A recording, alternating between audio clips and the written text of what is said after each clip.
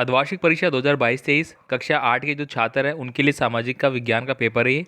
ठीक है, तो फटाफट आप इनको देख लिए, आपका सामाजिक विज्ञान का पेपर है वो कैसा आएगा। तो यहाँ पे देखिए, भारत का अंतिम वायसराय कौन था, तो ये प्रश्न दोस्तों आपको बताना है, इसका सही आंसर क्या होगा, भारत का अंतिम वायसराय कौन था। इसके बाद देखिए, चंपारण आंदोलन की शुरुआत है वो कब हुई थी, तो 1917 में की थी। किसके द्वारा, गांधी जी के द्वारा। राज्यसभा में राष्ट्रपति द्वारा मनोनीत किए जाते हैं, तो राज्यसभा में राष्ट्रपति द्वारा 12 सदस्य मनोनीत किए जाते हैं। तो दोस्तों इन प्रश्नों को अच्छे से याद कर लेना है आपको, ये काफ़ी इंपॉर्टेंट है आपके एग्जाम के लिए। ठीक है, यहाँ पे देखिए, प्राकृतिक संसाधनों में शामिल होता है, तो जो प्राकृतिक संसाधन है उसमें जल, मृदा, खनिज सभी होते हैं। कौन से ग्रह को जल ग्रह कहते हैं, तो दोस्तों पृथ्वी को कहते हैं। पृथ्वी पे ही जल है, अभी तक पृथ्वी पे ही जल मिला, इसलिए पृथ्वी को क्या बोलते हैं अपन, जल ग्रह बोलते हैं। नेक्स्ट देखिए साथियों, यहाँ पे डलहौजी ने कौन सा सिद्धांत है वो लागू किया था, किसको बिरसा राज का प्रतीक कहा जाता है, हमारे देश में किसका शासन है, तो लोकतंत्र का शासन है हमारे देश में, किसका शासन है, लोकतंत्र का। ठीक है, इसके बाद देखिए, 1 मीटर सेंटीमीटर मृदा को बनाने में कितने वर्ष लगते हैं। कोयले से प्राप्त विद्युत को कौन सी ऊर्जा कहते हैं, दोस्तों कोयले से जो प्राप्त होती है ऊर्जा उसको कौन सी ऊर्जा कहते हैं। भारत में कितने वर्ष का वोट देने का अधिकार है, तो ये सभी जानते हैं, 18 वर्ष के जो भी हो जाते हैं वो वोट देने के अधिकार प्राप्त कर लेते हैं। इसके बाद देखिए, अगला क्वेश्चन है, महाराणा रणजीत सिंह पंजाब के शासक थे, तो अगर सही है तो आपको सही पे टिक करना है, गलत हो तो गलत पे। जून 1858 में तात्या टोपी को मार दिया गया था। हमारा देश 26 जनवरी 1950 को आज़ाद हुआ था, तो ये सारी बातें गलत आ रही है। सभी संसाधन मूल्यवान होते हैं।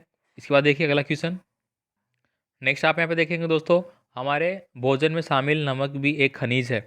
इसके बाद देखिए, सही मिलान करना है आपको, भारतीय संसद का अंग, दोस्तों भारतीय संसद का अंग है वो राष्ट्रपति होते हैं। लोकसभा में सत्ताधारी मुखिया, वो कौन होता है, आपका प्रधानमंत्री होता है। लोकसभा में निर्वाचित सदस्यों की संख्या, ठीक है, लोकसभा में निर्वाचित सदस्यों की संख्या, तो ये हो जाएगी 543, और राज्यसभा में हो जाएगी आपकी ये 200, और लोकसभा में मनोनीत सदस्य हो जाएंगे 2। ठीक है, चलिए आगे देखते हैं अपन, आगे क्वेश्चन है, औपनिवेशक किसे कहते हैं, औपनिवेशक किसे कहते हैं, बिरसा के बारे में क्या समझा जाता था, ये आपको बताना है। अगला प्रश्न दोस्तों आप यहाँ पे देखेंगे, 1857 की क्रांति के प्रमुख नायकों के आपको नाम लिखना है। धर्मनिरपेक्षता से आप क्या समझते हैं, रोलेक्ट एक्ट है वो क्या था।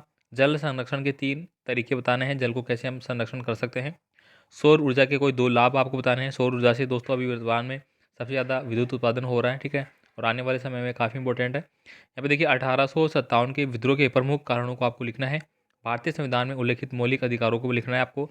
मौलिक अधिकार कौन कौन से हैं, 6 मौलिक अधिकार है दोस्तों। समानता का अधिकार, स्वतंत्रता का अधिकार, ठीक है, और फिर आपको हो जाता है शोषण के विरुद्ध अधिकार हो जाता है आपका, ठीक है, धार्मिक स्वतंत्रता का अधिकार हो जाता है, शिक्षा संस्कृति का अधिकार हो जाता है आपका, संवैधानिक उपचारों का अधिकार। इसके बाद देखिए अगला क्वेश्चन है, भारतीय संविधान में ये हो गया, विश्व के मानचित्र में आपको एशिया हिंद महासागर, ठीक है, और भूमध्य रेखा, ठीक है, इस प्रकार से दोस्तों अगर मैं बात करूँ भारत का नक्शे की, ये मान लीजिए भारत का नक्शा है। ठीक है, हिंद महासागर आपका इधर आ जाएगा, ठीक है, नीचे बिल्कुल एशिया, ठीक है, अफ्रीका, अफ्रीका इधर आएगा आपका इस साइड से, ठीक है, इस प्रकार से अफ्रीका बना हुआ है आपका। इसके बाद देखिए, प्रशांत महासागर जो पूरा प्रशांत महासागर का जो भी आपको नक्शा दिया जाएगा ना उसमें आपको दिख जाएंगे। तो ये दोस्तों कक्षा 8 के लिए जो आपका सामाजिक विज्ञान का पेपर है वो मैंने बता दिया है, काफ़ी इंपॉर्टेंट है, और ऐसा ही आपका पेपर रहने वाला है, सभी को आप याद करें। धन्यवाद।